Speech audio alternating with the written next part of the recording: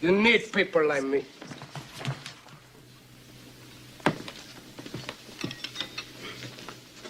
You need people like me so you can point your fingers and say, that's the bad guy. If you want to support the platform just in case anything like this happens again, you can do it by way of PayPal, Patreon, Cash App, and also by the Anchor.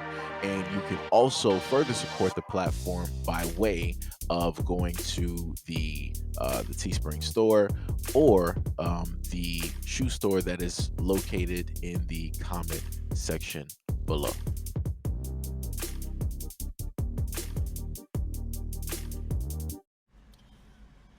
Y'all, I don't know. We might be in trouble.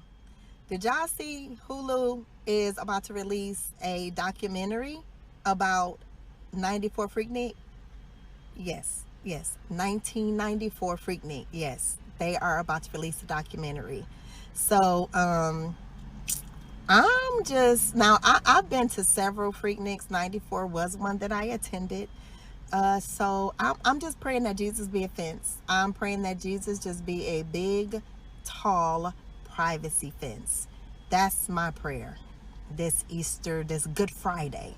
That's my prayer. So, I will say this though. Like when they would bring out those video cameras and start recording, I immediately removed myself from the that situation. I never ever was okay with being recorded out there. So hopefully that worked to my benefit, but you never know.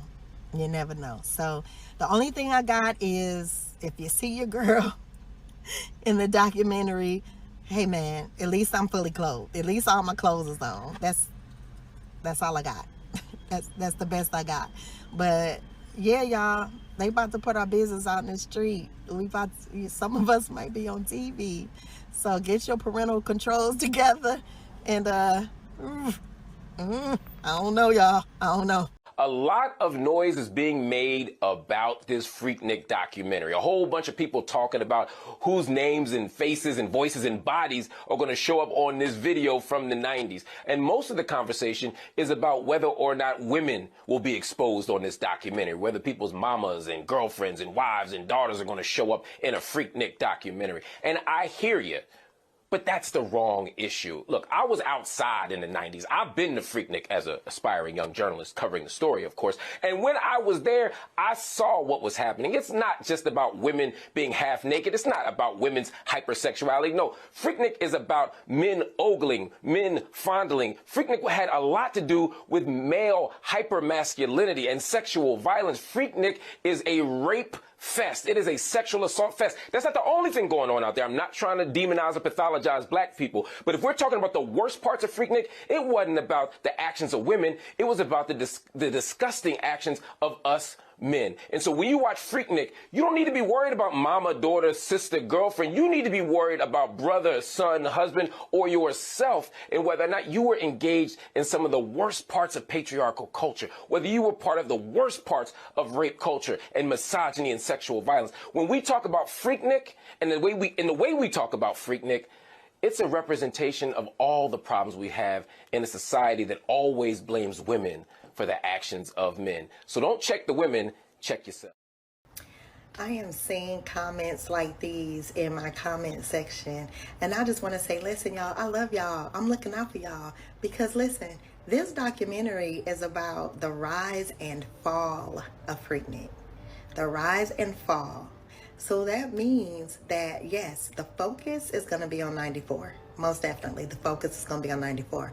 However, if they're including the fall of Freaknik, then that means y'all 95ers, 96ers, and later, it can still be a possibility that a little snippet of y'all shows up in this documentary. So, I mean, listen, we all hoping that we ain't amongst the ones that are present in the documentary. But I'm just saying, listen, if you were at Freaknik on any year, ain't nobody out of the woods. Because they're starting from the beginning of Freaknik to the ending of Freaknik. So, yes, again, the focus is on 94, but ain't no telling what kind of snippets gonna pop up from them other years. So, I'm just saying, don't dismiss it. Y'all still be on watch for yourself. Never in my life have I ever seen a black man get on a platform, have a type of light, and flip flop so many times on different subjects and different topics, and then decide to rest his head on the topic of the LGBT, and then wanting to be a full fledged feminist that hates black men, even though he is a black man himself. I literally just heard this man state that the overwhelming culture of this was pretty much nothing but nefarious and evil and violent deeds. Now, I want to note that nobody is saying, including myself, I'm not saying that things did not necessarily happen. We know for a fact that when you have parties such as colleges where there's alcohol, where there's women, you're going to have individuals, right, who are men amongst the majority who are going to go out and do the things that they want to do. We've seen these stories. We've potentially seen some documentaries. We've heard victims directly come out and speak about their side and the things that specifically took place. Nobody is trying to deflect, or nobody's trying to say that those things don't necessarily take place. The thing that is being focused on is that you have black women primarily who have come out on social media stating that they are worried about this documentary because they're, I guess, different women now, or their kids are older. So their kids more than likely are going to see these documentaries. And by chance of that, their kids are going to see the type of person that their mother is, right? Or was. And that's the overwhelming commentary that I have seen when it deals with this documentary coming up. I didn't really see, in a sense, women trying to pull up to the scene and state that, oh, black men are this, black men are that, black men.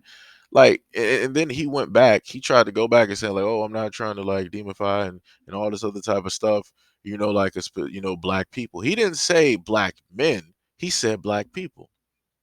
So that lets you know exactly who it is that he is targeting and who it is that he is speaking for and also speaking against.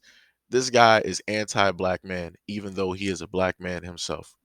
I've never in my life seen something like this. If you want to advocate for black women and the treatment of black women, fine, no problem. I don't got no issue with that. That's cool. But to try to really um call black men during that time pretty much all demons, all villains. All of them are, the strongest of the R word. All of them are SVPs, right? That were just there on the hunt, just trying to, do whatever it is that they wanted to sit up there and do. But yet we're ignoring the fact that you have amongst that, they got that minority that is amongst the majority. And the majority of the people there were there to have consensual relations with one another. Some of the women there were allowing themselves to be touched on by multiple guys all at the same time. You can even go out to spring break. You can watch some of those videos and you can see women allowing those things to sit up there and take place. Sometimes you might be able to go to some car shows or some biker shows and you'll see women doing the exact same things. So, are we about to label all of those guys SVPs and say that they are of the stronger R nation? Are we about to sit up there and say that? Or are we going to say that those are consensual adults that are agreeing in a common census when it deals with the group that, hey, we already know what this party is. We already know what it's about. When in Rome, we're going to do as the Romans do. Like I said, this is crazy. This is crazy. If grown adults want to get into this type of activity, I'm not judging them. It's cool. Do whatever it is that you want to sit up there and do. Hopefully you're doing it safely, but whatever it is. Because we all know that during a lot of these times that, kids were created. So, it is what it is. And that's also another concern for a lot of women, that they're going to get highlighted and spotted And some of the lies that they've been telling to guys that, hey, yeah, this is your kid, yada yada yada, depending on how far they want to go with these videos, and showing some of the actions that are taking place, some people might find out like, yo, is that my actual father? Like, yo, I thought you said that I was. Like I said, there's going to be a lot of things. It's going to be a lot of things that's going to be showcasing, that's going to be coming directly out about this documentary. This ain't going to be the last one, because I'm pretty sure sooner or later they're going to have a documentary dealing with black women going down to Jamaica. I'm not talking about the Stella Got Her Groove Back version. It's going to be, in a sense, the Freaknik version of, black women going down to Jamaica and what it is that they have been doing and who it is that they've been doing stuff with. I'm pretty sure. Let money start talking. Let money start moving down there in Jamaica towards a lot of these dudes. They'll start talking. They'll trust me. They will start talking. But yeah, at the end of the day, it's like, yo, this dude is a straight clown. Like I said, if you want to advocate for black women and you want to talk about, some of the things that they have faced and gone through, no problem. I get that. But to try to demonize the whole of black men and trying to say that they are, these negative, all of these black men there, this is all that they were about. This is all that they were trying to do. And like, yo, that's crazy. That's reckless type of behavior. That's defamation. 100%. And then on top of that, you try to throw your own hat in there to try to make it seem like you wasn't doing none of that stuff now. Come on, man. Like, but it is what it is. At the end of the day, people are going to sit up there and talk and say stuff that is going to benefit their pockets. And that's clear cut what you're seeing that black man do every single time that he decides to talk and open his mouth.